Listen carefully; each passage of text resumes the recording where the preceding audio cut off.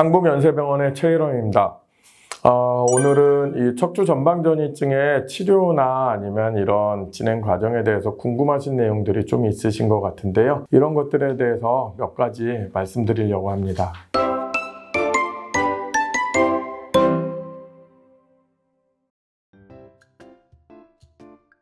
전방전이증이 가장 흔하게 나타내는 통증은 제일 흔한 거는 이게 어긋남으로 인해서 발생하는 이 후관절의 통증, 엉치 아픈 걸로 나타나요. 예를 들어서 우리가 이 엉덩이가 아프다. 그러면 당연히 엉덩이 관절에 문제가 있을 거라고 생각하시는 분들이 많아요. 엉덩이 관절은 말이 엉덩이 관절이지 이게 엉덩이라기보다는 고관절이 엉덩이 관절 맞긴 한데 통증의 양상이 달라요. 엉덩이 관절로 인해서 생기는 통증은 뒤쪽으로 나타나는 것보다는 이 사타구니 쪽으로 나타나는 경우가 더 흔해요. 이게 점점 진행이 되면 이제 신경을 자극하게 되면서 다리가 저린다든지 힘이 빠진다든지 감각이 둔하다든지 뭐 이런 증상이 나타나게 되고, 그 다음에 이게 제가 환자분들하고 얘기할 때 환자분들이 통증을 표현하는 거가 되게 달라요. 다리 쪽이 저린다가 제일 흔하긴 한데 땡긴다도 있고요, 쥐가 난다라는 표현도 있고, 그 다음에 터질 것 같다라는 표현도 있고, 통증의 양상이 엉덩이에서 발끝 쪽으로 이렇게 쭉 뻗치는 느낌이 난다? 그러면 이건 대부분 허리 문제니까 그때는 확인을 해 보셔야 됩니다.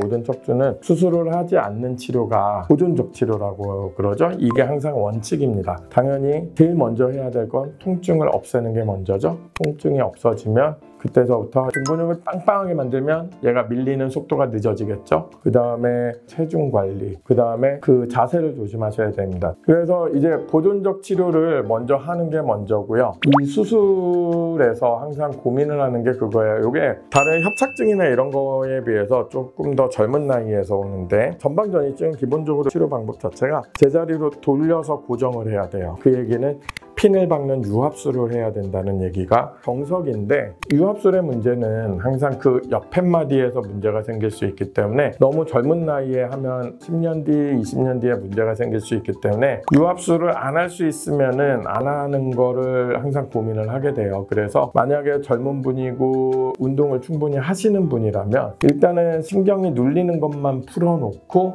나머지는 본인이 운동을 해서 최대한 버팅기고 가져가는 방법도 있습니다.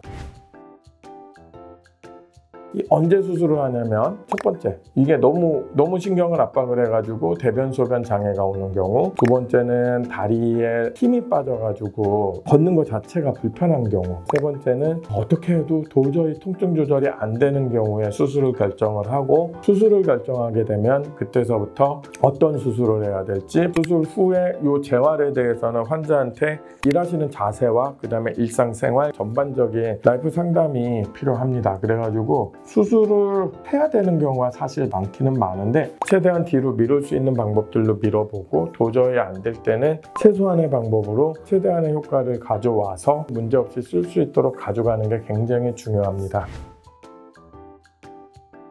수술을 하게 되면은 이 결과에 대해서는 항상 궁금해 하시는데, 척추 전방전이증은 한마디가 어긋난다고 그랬잖아요. 한마디가 어긋난다는 얘기는 이 우리 몸의 부하가 그 마디로 몰린다라는 얘기하고 비슷하고, 그 얘기는 의외로 한마디만 문제지 그 옆에 마디들이 괜찮은 경우가 되게 많아요. 그래가지고 보통은 전방전이증 환자들이 만족도가 되게 높은 편에 들어가기는 해요. 나중은 어떻게 되더라도. 그래가지고 수술 자체를 너무 겁내할 필요는 없는데, 대신에 항상 수술을 하고 나면 굉장히 관리하고 쓰는 거에 대해서 항상 조심하셔야 됩니다. 오늘은 척추 전방전이증에 대해서 몇 가지 말씀을 드렸는데요. 궁금하신 내용이 있거나 그러면 이런 거는 항상 댓글에 남겨주시면 최대한 제가 답변을 잘 하도록 하겠습니다. 감사합니다.